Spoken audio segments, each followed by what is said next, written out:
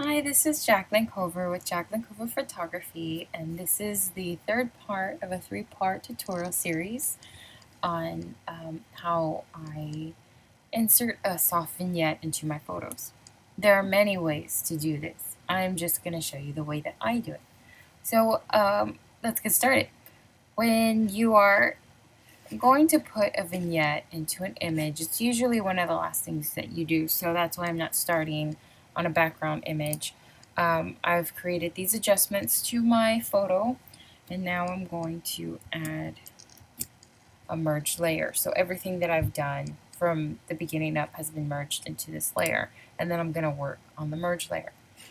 Okay, so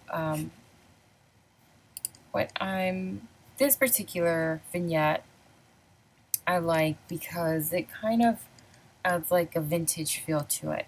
So what I do is with an exposure layer, I increase the offset slider and I bring the exposure down a little bit.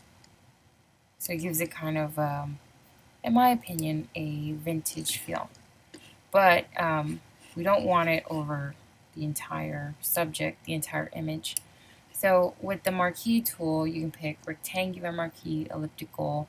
We're going to start with rectangular and then just drag the marquee tool across the image.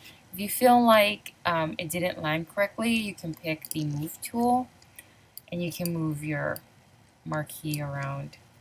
Let's say it went halfway and that's not what you wanted. So you can manipulate your marquee and then click apply.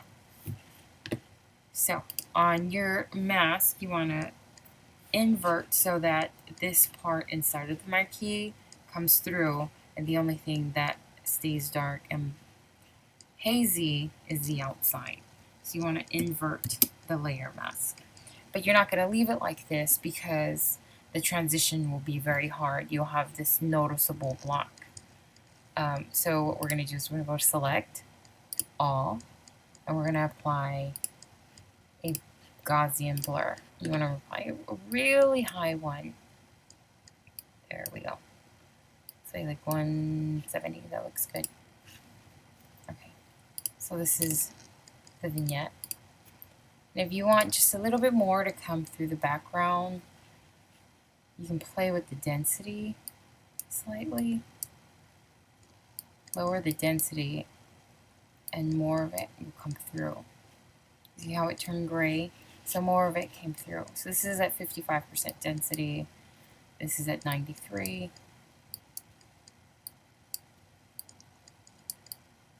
There we go. So I like that. It's before and after. Okay. So then I'm going to show you a second way that I do a vignette. I'm going to use a brightness and contrast layer, and I'm just going to bring it down, bring the brightness down a bit.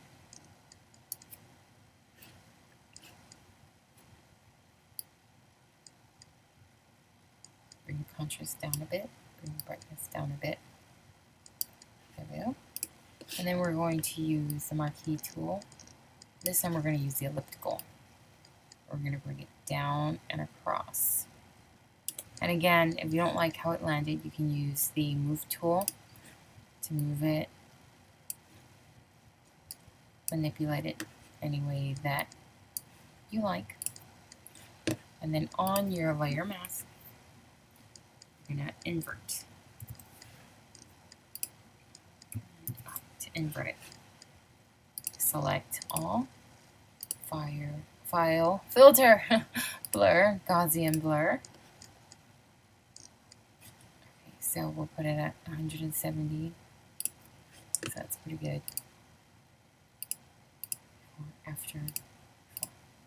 Okay, so they make different effects.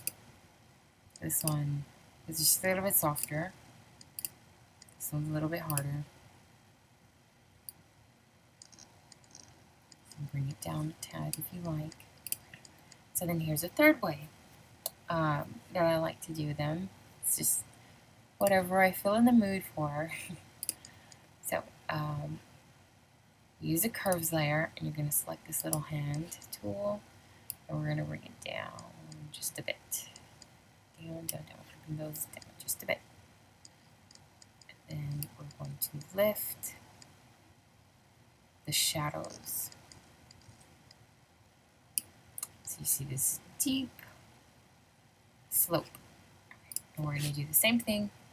Let's use the rectangular marquee. And we're going to bring it down and across. Down and across. Alright, so on the mask, we're going to invert the mask, and then we're going to select all, filter, blur, Gaussian blur. It's already at 170. Let's blur it a little bit more. Okay, cool. There we go. So like that, before, after. You can bring the opacity down just a bit. 75 looks good. So here is without a vignette. This is with the exposure. So it's soft and dreamy. Little vintage, I think. Here is a little more subtle vignette. Just kind of darkens the parameters of the image, putting a little spotlight on your subject. And then this one is a little more dramatic.